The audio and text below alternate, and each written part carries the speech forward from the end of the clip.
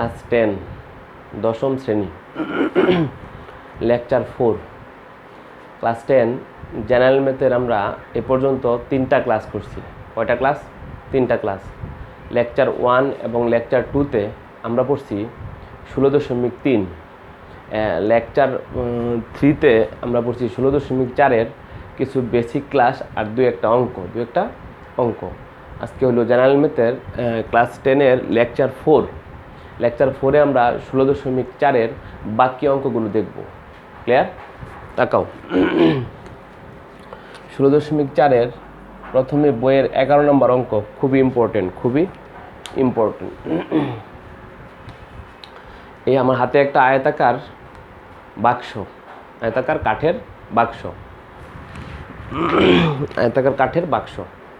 এমনিতে এটার উপরে কিছু নাই, কিন্তু বাক্স মানে কি, তার ঢাকনাও আছে, তার 6টা পৃষ্ঠ আছে। আয়তাকার একটা বাক্স। এই আয়তাকার বাক্স মানে ভিতরে ফাঁকা। আয়তাকার বাক্স মানে ভিতরে ফাঁকা। এই আয়তাকার বাক্সের বাইরের মাপগুলো 8, 6, 4 সেমি, 8 সেমি, 6 সেমি, 4 সেমি। আর এই হলো বিষয়। আর এটার বাইরের সম্পূর্ণ পৃষ্ঠের ক্ষেত্রফল 88 বর্গ সেমি। 88 কি বর্গ সেমি। ডাকটা ভালো করে বুঝতে হবে। এটা একটা আয়তাকার বাক্স। তার মানে 6টা পৃষ্ঠ। এটা তো উপরের পৃষ্ঠটা নাই, কিন্তু আসলে বাক্সের ঢাকনা আছে, উপরের পৃষ্ঠ আছে। এরূপ আয়তাকার কাঠের বাক্সের বাইরের সবগুলো পৃষ্ঠের মানে 6টি পৃষ্ঠের ক্ষেত্রফল 88 বর্গ সেন্টিমিটার। আর এই কাঠের বাক্সের বাইরের মাপ মানে কাঠ সহ দৈর্ঘ্য 8 সেন্টিমিটার, প্রস্থ 6 সেন্টিমিটার, উচ্চতা 4 সেন্টিমিটার। আমাকে বের করতে হবে কাঠের পুরুত্ব কত। মানে এই বাক্সটা যে কাঠ দ্বারা বানানো হয়েছে, ওই কাঠটা কতটুকু মোটা, সেটাই হলো কাঠের পুরুত্ব। এই যে এখানে যদি দেখতে যাও, এই যে এটুক হলো কাঠের পুরুত্ব, এই যে এটুক কাঠের পুরুত্ব, এটুক হলো কাঠের পুরুত্ব। বাসাবাড়িতেও বিভিন্ন ফার্নিচার আমরা দেখি, কতগুলো কাঠের পুরুত্ব চিকন আর কতগুলো কাঠের পুরুত্ব মোটা। যেমন বিল্ডিংয়ের দরজাগুলো বানানো হয়, কাঠটা বেশ পুরু থাকে, মানে কতটুকু মোটা সেটা বের করতে হবে আমাকে। ক্লিয়ার? তাকাও। এর দৈর্ঘ্য ধরলাম A, প্রস্থ B, উচ্চতা C। তার সম্পূর্ণ পৃষ্ঠের ক্ষেত্রফল 2 × AB + BC + CA। এটাই তো আমরা জানি, 6টি পৃষ্ঠের বা সম্পূর্ণ পৃষ্ঠের ক্ষেত্রফল 2 × AB + BC + CA। কিন্তু এই যে 88 বর্গ সেন্টিমিটার যে তার সম্পূর্ণ পৃষ্ঠের ক্ষেত্রফল দেওয়া আছে, এটা ভিতরের সম্পূর্ণ পৃষ্ঠের ক্ষেত্রফল। 88 বর্গ সেন্টিমিটার যে সম্পূর্ণ পৃষ্ঠের ক্ষেত্রফল, এটা হলো প্রশ্নে বলা আছে ভিতরের সম্পূর্ণ পৃষ্ঠের ক্ষেত্রফল 88। আর এই যে 6, 8, 6, 4 এই যে মাপগুলো, দৈর্ঘ্য, প্রস্থ, উচ্চতা, এই মাপগুলো বাইরের মাপ, অর্থাৎ কাঠ সহ আমি বের করব। কাজে এই মাপগুলো আর 88 লগে মিলবে না। এই মাপগুলো হলো কাঠ সহ বাইরের মাপ। আর 88 বর্গ সেন্টিমিটার হলো ভিতরে, এটা হলো কি ভিতরের। কাঠের পুরুত্ব ধরলাম x, এটা x, এটাও x, এটাও কি x। কাঠটা 1 সেন্টিমিটার পুরু। এই বাক্সের কাঠ 1 সেন্টিমিটার পুরু। এখান থেকে এটুক বাক্সটার দৈর্ঘ্য হলো 8 সেন্টিমিটার। কাঠ বাদে ভিতরের দৈর্ঘ্য 8 - 2x। কাঠ বাদে ভিতরকার দৈর্ঘ্য, এদিকে x কমে যাবে, এদিকে x কমে যাবে। কাঠ বাদে ভিতরের দৈর্ঘ্য 8 - 2x। প্রস্থের বেলায়ও এই টোটাল প্রস্থ হইল কাঠ সহ 6। কাঠ যদি এদিকে x বাদ যায়, এদিকে x বাদ দা, তাহলে বলবো কাঠ বাদে ভিতরের প্রস্থ 6 - 2x, এদিকে x কমলো এদিকে x কমলো, তাই 2x। ঠিক উচ্চতার বেলায় নিচেও কাঠ আছে উপরেও কাঠ আছে। কাঠ বাদে ভিতরের উচ্চতা এই যে 4 - এইদিকে x কমবে উপরে x কমবে 2x। পরে কাঠ বাদে ভিতরের সমগ্র পৃষ্ঠের ক্ষেত্রফল 2 × AB + BC + CA।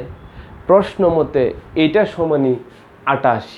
এটা সমানই কি 88। আমরা ভিতরের মাপগুলো নিলাম, পরে ভিতরের সমগ্র পৃষ্ঠের ক্ষেত্রফল ও ওইটা সমানই 88। ক্লিয়ার? আমরা অঙ্কটা বোর্ডে করতেছি, একটু খেয়াল করো। ধরি কাঠের পুরুত্ব 1 সেন্টিমিটার। কাঠের পুরুত্ব 1 সেন্টিমিটার। কাঠ বাদে ভিতরের দৈর্ঘ্য a = দৈর্ঘ্যটাকে a ধরলাম আমার সুবিধার্থে। কাঠ বাদে ভিতরের দৈর্ঘ্য a = 8 - 2x সেন্টিমিটার। কাঠ বাদে ভিতরের প্রস্থ, কাঠ বাদে ভিতরের প্রস্থ b = 6 - 2x সেন্টিমিটার। কাঠ বাদে ভিতরের উচ্চতা c = 4 - 2x। ক্লিয়ার? কাঠ বাদে ভিতরে তিনটা মাত্রা পেয়ে গেলাম, দৈর্ঘ্য, প্রস্থ, উচ্চতা। এখন কাঠ বাদে ভিতরের ক্ষেত্রফল 2 × AB + BC + CA। কাঠ বাদে ভিতরের ক্ষেত্রফল 2 × AB + BC + CA = 2 রইল। এ কত? প্রত্যেকটার মান বসাবো। এর মান আছে, বির মান আছে, সির মান আছে। তাহলে 8 - 2x এটা হলো a, ইন্টু b হলো 6 - 2x প্লাস b হলো 6 - 2x ইন্টু c হলো 4 - 2x। আবার c হলো 4 - 2x ইন্টু এখানে প্লাস আছে 8 - 2x। থার্ড ব্র্যাকেট বা সেকেন্ড ব্র্যাকেট, এটা কোনো সমস্যা নাই। খেয়াল করো 2 ছিল, 2 আছে। এ বি, এই যে A B plus B C plus C A প্রত্যেকটা মান বসেছি। এখন ক্যালকুলেশন করব। একটু লাইনটা এদিকে নিয়ে আসতেছে, অধিকাংশ জায়গা লাগবে। 2 × গুণ হবে 8 পাবে 6 এর সাথে, 8 হবে -2x এর সাথে, -2x গুণ হবে 6 এর সাথে, -2x গুণ হবে -2x এর সাথে। ক্লিয়ার? 7 এরকম গুণ আমরা করছি। আবার বলি 8 গুণ হবে 6 এর সাথে, 8 গুণ হবে -2x এর সাথে। আবার এই -2x গুণ হবে 6 এর সাথে, -2x গুণ হবে -2x এর সাথে। ক্লিয়ার? এভাবে প্রত্যেকটা গুণ হবে। এখানে গুণ করলে 4টা পদ আসবে, এখানে গুণ করলে 4টা পদ, ওখানে গুণ করলে 4টা পদ, এভাবে 12টা পদ আসবে। গুণগুলো করছি 6টা 48 - 16x মাইনাস 6 দুগুণে 12x plus 4x² plus 4 × 6 = 24 minus 6 দুগুণে 12x minus 8x plus 4x² plus 4 × 8 = 32 minus 4 দুগুণে 8x minus 16x plus 4x²। এগুলো গুণ করলাম 2 × x² 4টা 8টা আর 4টা 12টা। x² একসাথে যোগ হবে, এক্সগুলো একসাথে যোগ হবে, পরে সাংখ্যিক মানগুলো একসাথে যোগ হবে। এভাবে যোগ করে ফল আসবে 2 × 12x²। আমি লিখে দিচ্ছি 12x² মাইনাস 72x প্লাস 104। আবার বলি যোগ বিয়োগগুলো করলে x² একসাথে, একসাথে, সাংখ্যিক মানগুলো একসাথে 104 হবে। ক্লিয়ার? এটা হলো আয়তাকার ঘনবস্তুর সম্পূর্ণ ভিতরের বাক্সটির ভিতরের সম্পূর্ণ পৃষ্ঠের ক্ষেত্রফল। প্রশ্নে না ভিতরের সম্পূর্ণ পৃষ্ঠের ক্ষেত্রফল কত দেওয়া আছে? ওই যে 88। আমি লিখতে পারবো প্রশ্ন মতে এটা সমান সমান 88। প্রশ্ন মতে 2 × 12x² মাইনাস 72x প্লাস 104 = 88। এই 2 দ্বারা ভাগ করলে 88টা 44 হয়ে যাবে। 88টা কত হয়ে যাবে? 44 হবে। 12x square minus 72x plus 104 equal to 44। 88টা 2 দ্বারা ভাগ করলে কত হয়ে গেছে? 44। 44টাকে বাম দিকে নিয়ে আসবো।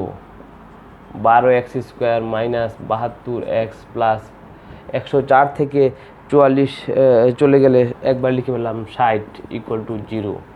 104 থেকে 44 এই পাশে আনলে বিয়োগ করলে 60 ইকুয়াল টু 0। এখন 12 দ্বারা সবাইকে ভাগ করা যায়। x square minus 6 বারং 72 plus 5 বারং 60।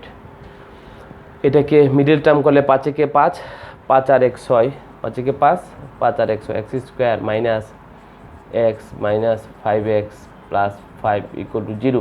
এটাকে মিডল টার্ম করলাম, বা x কমন নিলে x মাইনাস 1 মাইনাস 5 কমন নিলে x মাইনাস 1 ইকুয়াল টু 0, বা x minus 1 x minus 5 equal to 0।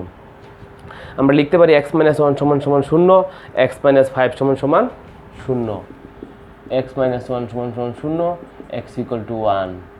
আবার x মাইনাস 5 সমান সমান 0, x ইকুয়াল টু 5। x আমরা কি ধরেছিলাম? x ধরেছিলাম কাঠের পুরুত্ব। x কে ধরেছিলাম কাঠের পুরুত্ব। কাঠের পুরুত্ব কি আসছে? একটা 1 আর একটা 5। এই যে একটা বাক্স, ওই বাক্সের কাঠ সহ উচ্চতা ছিল 4। কাঠ সহ বাক্সের উচ্চতা ছিল 4। শুধু কাঠটাই কি 5 হতে পারে? শুধু কাঠের পুরুত্ব 5 হতে পারে না। কাজে x এর মান 5 গ্রহণযোগ্য নয়। x এর মান কি? 5 গ্রহণযোগ্য নয়। x এর মান 1। x এর মান কত? 1। সুতরাং কাঠের পুরুত্ব হবে 1। কাঠের পুরুত্ব কত হবে? 1। 5টা গ্রহণযোগ্য নয়। আবার খেয়াল করো, এই কাঠ সহ বাক্সের উচ্চতা ছিল 4। শুধু কাঠের উচ্চতা, কাঠের পুরুত্বই 5, এটা হতে পারে না। কাজেই গ্রহণযোগ্য নয়। এটা নট মানে ইহা লিখে দিবা x ইকুয়াল টু 5, ইহা গ্রহণযোগ্য নয়। কেন গ্রহণযোগ্য? ওটার ব্যাখ্যা লাগবে না, বা কাঠের পুরুত্ব 5 হতে পারে না। সুতরাং কাঠের পুরুত্ব 1 সেন্টিমিটার। এটা অ্যান্সার। খুবই ইম্পর্টেন্ট অঙ্ক। আমরা শিখলাম কোনো বাক্সের আয়তাকার বাক্স মানে ডাকনা তো অবশ্যই আছে। বাক্সের বাইরের মাপ দেওয়া আছে। বাইরের মাপ মানে কাঠসহ দৈর্ঘ্য, প্রস্থ, উচ্চতা দেওয়া আছে। আর ভিতরের সমগ্র পৃষ্ঠের ক্ষেত্রফল দেওয়া আছে 88। ওখান থেকে আমরা বের করতে পারবো বাক্সের কাঠের পুরুত্ব। খুবই ইম্পর্টেন্ট অঙ্ক। আমরা বের করতে পারবো বাক্সের কাঠের পুরুত্ব। মুছে ফেললাম। এরকম একটা অঙ্ক সেম উদাহরণে করা আছে। এরকম একটা সেম একটা অঙ্ক আমরা করলাম অনুশীলনীর 11। কত নম্বর করলাম? অনুশীলনীর 11। 12 নম্বর পাবা। 13 নম্বর দেখো। 13 নম্বর, একটি ঘনক আকৃতির বস্তুর পৃষ্ঠের ক্ষেত্রফল 2400। এরকম অঙ্ক উদাহরণে হয়তো করছো, আমি একটু দেখা দিচ্ছি। এর কর্ণের দৈর্ঘ্য কত? ঘনক আকৃতির বস্তু বেসিক ক্লাসে করেছিলাম। ঘনক, লুড্ডু খেলার ছক্কা, যে কোনো বস্তুর দৈর্ঘ্য, প্রস্থ, উচ্চতা সমান। এর সম্পূর্ণ পৃষ্ঠের ক্ষেত্রফল 2400। এর কর্ণের দৈর্ঘ্য একটা কথা মনে রাখবা। আবার বলি, ঘনকের কর্ণ বললে √3 ইন্টু a, ঘনকের পৃষ্ঠের কর্ণ বললে √2 ইন্টু a, √2 ইন্টু a। ধরি ঘনকের ধার a সম্পূর্ণ পৃষ্ঠের ক্ষেত্রফল 6a স্কোয়ার। সুতরাং 6a স্কোয়ার ইকুয়াল টু 2400। এখান থেকে a বের করতে পারবো না। a square equal to 2400/6। পরে বর্গমূল করলে a আসবে। বর্গমূল করলে কি আসবে? আমি দেখা দিচ্ছি। a square equal to 2400/6, a square equal to 400, a equal to 20। a equal to কত? 20। বর্গমূল করলে চাইছি ঘনকের কর্ণ √3 ইন্টু a, √3 ইন্টু এর মান 20। এটা বসাইলে যা আসে। মুছে ফেললাম। এরকম অঙ্ক আমরা উদাহরণে করছি। এখন দেখো 14 নাম্বার। কত? 14। 12, 5। একটা বেলন এটা কি একটা ব্যালন, ব্যালনের উচ্চতা h ইকুয়াল টু 12 সেন্টিমিটার, ভূমির ব্যাসার্ধ r ইকুয়াল টু 5 সেন্টিমিটার। প্রশ্নে একটা ব্যালনের কথা বলা আছে যার উচ্চতা h ইকুয়াল টু 12 সেন্টিমিটার আর ভূমির ব্যাসার্ধ r ইকুয়াল টু 5 সেন্টিমিটার। এর পৃষ্ঠতলের ক্ষেত্রফল, কি চাইছে? এর পৃষ্ঠতলের ক্ষেত্রফল। এর পৃষ্ঠতলের ক্ষেত্রফল বলতে আমরা বুঝবো সমগ্র পৃষ্ঠের ক্ষেত্রফল। এর পৃষ্ঠতলের ক্ষেত্রফল কি বুঝবো? সমগ্র পৃষ্ঠের ক্ষেত্রফল। যেহেতু h এবং r আছে, সমগ্র পৃষ্ঠের ক্ষেত্রফল 2πr into r plus h। আমরা জানি ব্যালনের সমগ্র পৃষ্ঠের ক্ষেত্রফল কি 2πr into r plus h। মান বসায় দিলে আসবে না? অবশ্যই আসবে। পরে বলছে আয়তন, নিজেরা করবা। আয়তন পাই আর স্কোয়ার h, পাই আর স্কোয়ার h। মান বসায় দিলে আসবে না? ওকে। এখন দেখো 15 নম্বর, মুছে ফেললাম। এগুলো মূলত এমসিকিউ আসে বা সৃজনশীল এগুলো কোথাও সেট করে। 15 নম্বর, একটি ব্যালনের বক্রতলের ক্ষেত্রফল 100, আয়তন 150, বক্রতলের ক্ষেত্রফল, বক্রতল 100, আয়তন 150, উচ্চতা ভূমির ব্যাসার্ধ, উচ্চতা ব্যাসার্ধ পাঠ। প্রশ্নটা খেয়াল করো, একটি ব্যালনের বক্রতলের ক্ষেত্রফল কত দেওয়া আছে? 100 বর্গ সেন্টিমিটার। এর আয়তন দেওয়া আছে 150 বর্গ সেন্টিমিটার। এর উচ্চতা কত, ব্যাসার্ধ কত? উচ্চতা কত, ব্যাসার্ধ কত? উচ্চতা ধরি, উচ্চতা h, ব্যাসার্ধ মানে ভূমির ব্যাসার্ধ r। সুতরাং বক্রতল 2πr/h ইকুয়াল টু 100। আয়তন, বক্রতল 2πr/h ইকুয়াল টু আয়তন pi R square h equal to 150। দুইটা সমীকরণ পাইলাম। আবার খেয়াল করো প্রশ্নটা, একটি ব্যালনের বক্রতলের ক্ষেত্রফল দেওয়া আছে 100, আয়তন দেওয়া আছে 150, উচ্চতা এবং ভূমির ব্যাসার্ধ কত? যেটা চাইছে ওটা ধরে ফেললাম। উচ্চতা h, ভূমির ব্যাসার্ধ r সেন্টিমিটার। তাহলে বক্রতলের ক্ষেত্রফল 2πr/h ইকুয়াল টু 100, 1 নং সমীকরণ। আয়তন pi R square h equal to 150, 2 নং সমীকরণ।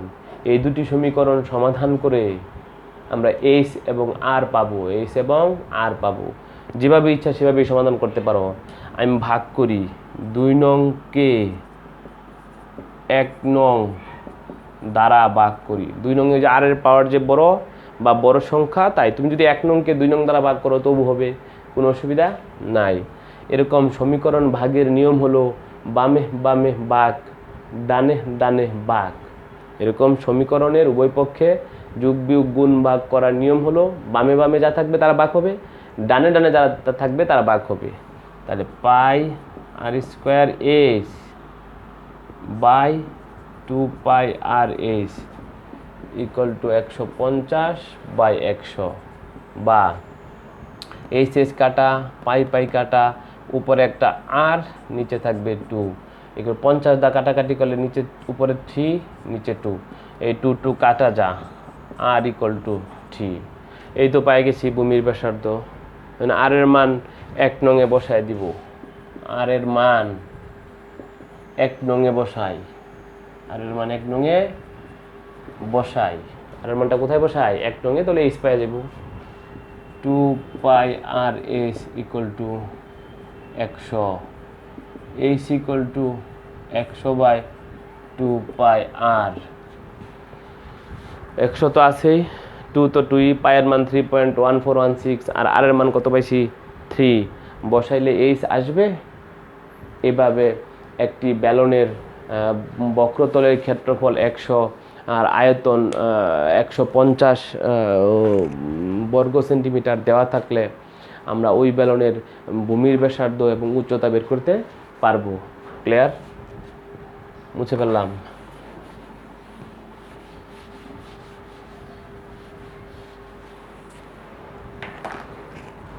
আমরা এখন করব এই চ্যাপ্টারের সবচেয়ে ইম্পর্টেন্ট অঙ্ক, সরি আরেকটা বাকি আছে, পরে ইম্পর্টেন্টটা।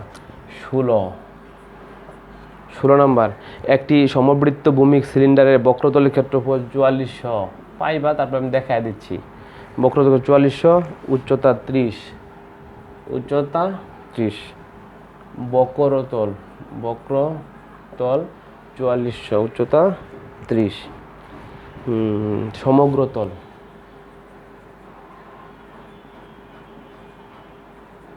কত?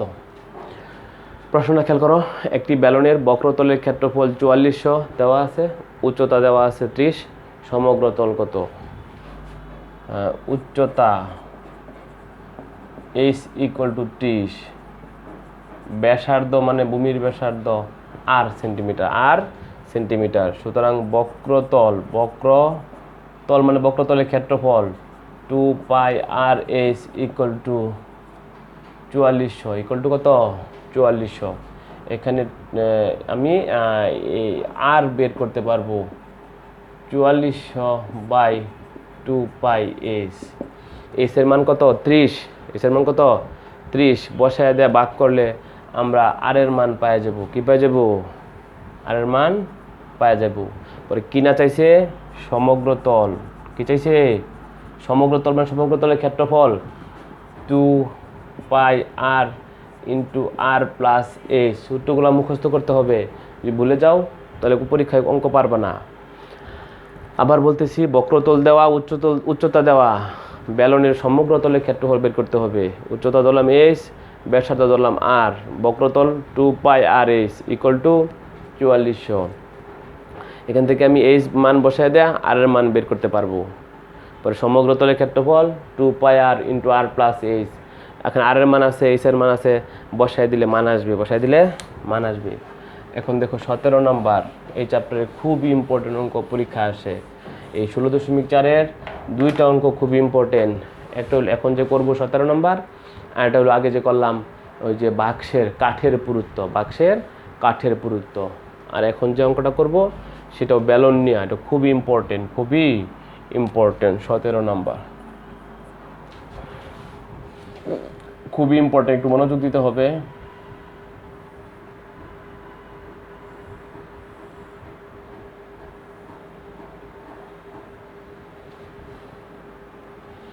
এটা একটা ব্যালন বা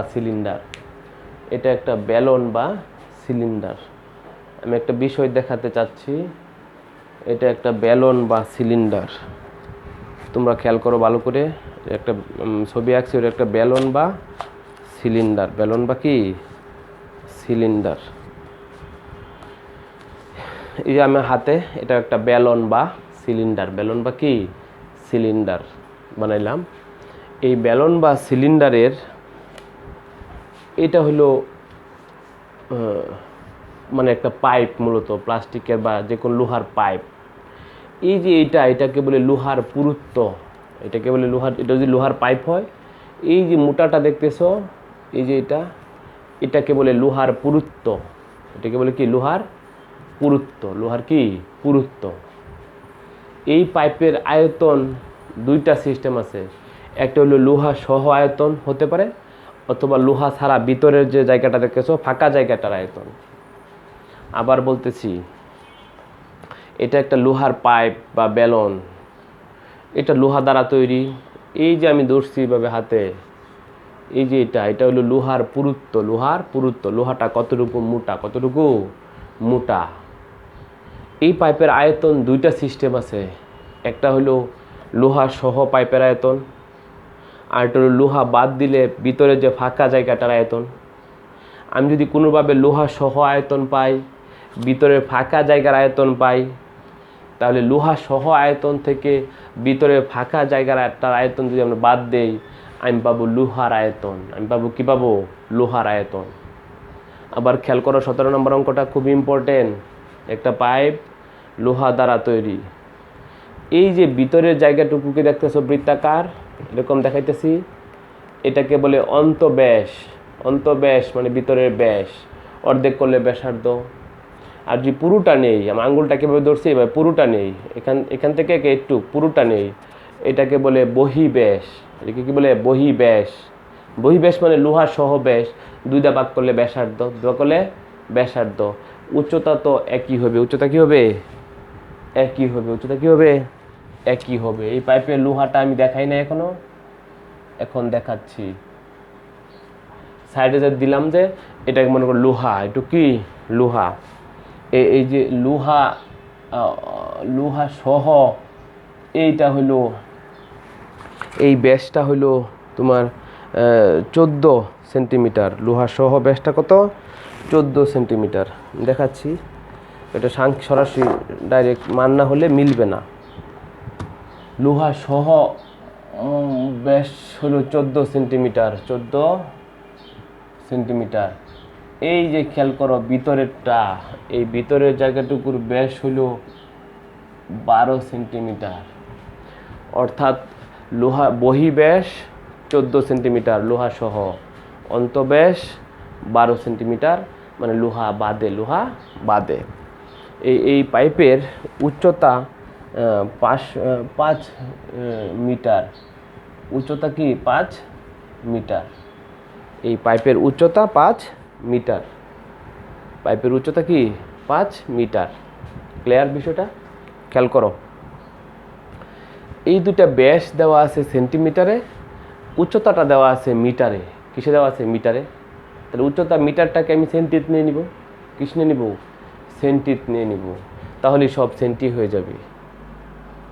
5 মিটার সমান সমান 5 গুণন 100 ইকুয়াল টু 500 সেন্টিমিটার। 5 মিটার মানে 5 গুণন 100 ইকুয়াল টু 500 সেন্টিমিটার। লোহা সহ পাইপের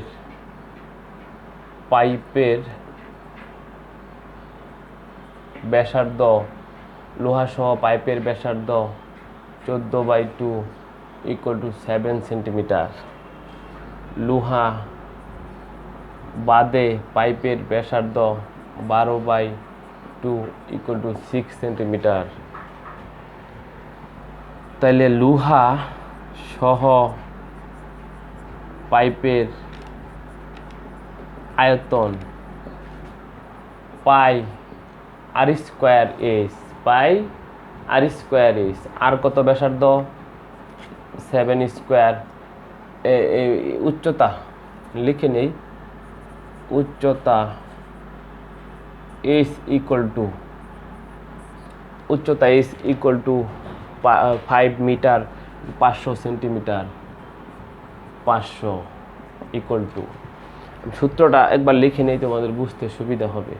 লোহা সহ পাইপের আয়তন, ওই যে পাই আর স্কোয়ার এস, পাই আর স্কোয়ার এস। তাহলে পাই আর কত? 7 স্কোয়ার, এস কত? 500। এটি গুণ করলে ফল আসবে 56, 54, 8.8।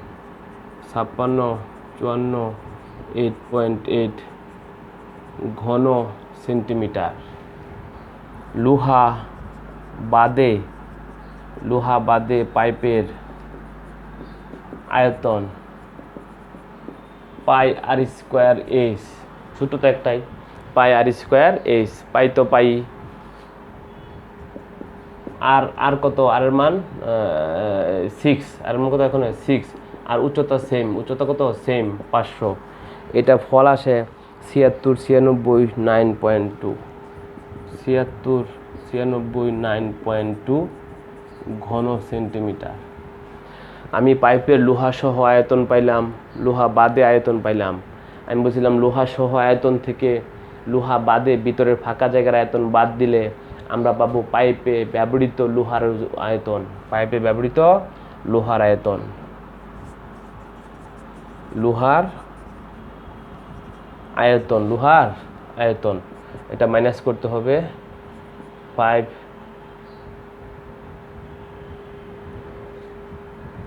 লোহা সহ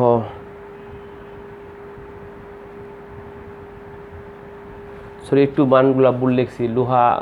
লোহা সহ যে আয়তনটা লোহা সহজ আয়তনটা সেটা হবে 76 96 9.2, 76 96 9.2।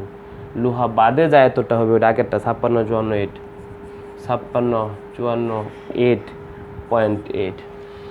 এখন এটা যদি মাইনাস করি তাহলে আমি পাবো লোহার আয়তন, খুবই ইম্পর্টেন্ট অঙ্ক, 76 96 9.2 মাইনাস 56 54 8.8, এত ঘন সেন্টিমিটার। তো কি ঘন সেন্টিমিটার, এটা বিয়োগ করলে ফল আসে 20 420.4, 20 420.4 ঘন সেন্টিমিটার। আমি পাইলাম লোহার আয়তন, কি পাইলাম লোহার আয়তন। প্রশ্নে আরেকটু জিনিস চাইছে, এত ঘন সেন্টিমিটার লোহার আয়তন পাইলাম, প্রশ্নে বলছে 1 ঘন সেন্টিমিটার লোহার ওজন 7.2 গ্রাম হলে, 1 ঘন সেন্টিমিটার লোহার ওজন 7.2 গ্রাম হলে ওই পাইপে ব্যবহৃত লোহার ওজনটুকু কত। তো আমি লিখব 1 ঘন সেন্টিমিটার লোহার ওজন 7.2 গ্রাম, সুতরাং এত ঘন সেন্টিমিটার লোহার ওজন গুণ করলেই হবে। কি করলে হবে? গুণ করলেই হবে। আবার বলতেছি অঙ্কটা, এটা একটা পাইপ, বুঝতেই পারতেছ, লোহা দেওয়া আছে, লোহা দ্বারা পাইপটা তৈরি হয়েছে। আমি এর আগে একটা বইতে দেখাইছিলাম, এটা হলো পাইপ, এটা কি পাইপ, এইটুক হলো লোহা, এইটুক কি লোহা।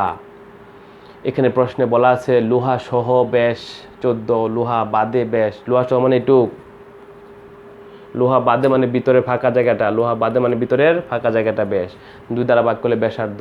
সেন্টিমিটারে দেওয়া আছে, উচ্চতাটা দেওয়া আছে মিটারে, ওটাকে 5কে, উচ্চতাকে 5কে 100 দ্বারা গুণ করে 500 সেন্টিমিটার করে ফেললাম। লোহা সহ ব্যাস থেকে ব্যাসার্ধ পাইলাম, লোহা বাদে ব্যাস থেকে ব্যাসার্ধ পাইলাম। লোহা সহ আয়তন পাই আর স্কোয়ার ইঞ্চ, লোহা বাদে আয়তন পাই আর স্কোয়ার ইঞ্চ, ওটা থেকে মাইনাস করলে, ভিতরে ফাঁকা জায়গাটা মাইনাস করলে আমরা পাবো লোহার আয়তন এত ঘন সেন্টিমিটার। 1 ঘন সেন্টিমিটার, প্রশ্নে বলা আছে 1 ঘন সেন্টিমিটার লোহার ওজন 7.2 গ্রাম, সুতরাং এত ঘন সেন্টিমিটার লোহার ওজন। এই যে লোহার ওজনটা পাইলাই, এটাই পাইপে ব্যবহৃত লোহার ওজন। পাইপে ব্যবহৃত লোহার ওজন যে কথা, পাইপের ওজন একই কথা। পাইপে ব্যবহৃত লোহার ওজন যে কথা, পাইপের ওজন একই কথা।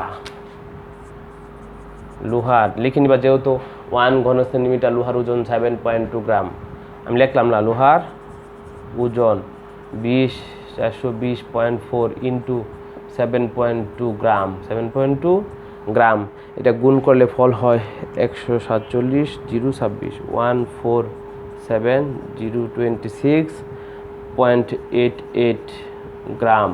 এই গ্রামটাকে 1000 দ্বারা ভাগ করলে কেজি হয়ে যাবে, 1000 দ্বারা ভাগ করলে ফল হবে 147.02 কেজি। এই গ্রামটাকে 1000 দ্বারা ভাগ করলে, এত বড় গ্রাম একসাথে প্রকাশ করা যাবে না, 1000 দ্বারা ভাগ করে 147.02 কেজি। ক্লিয়ার?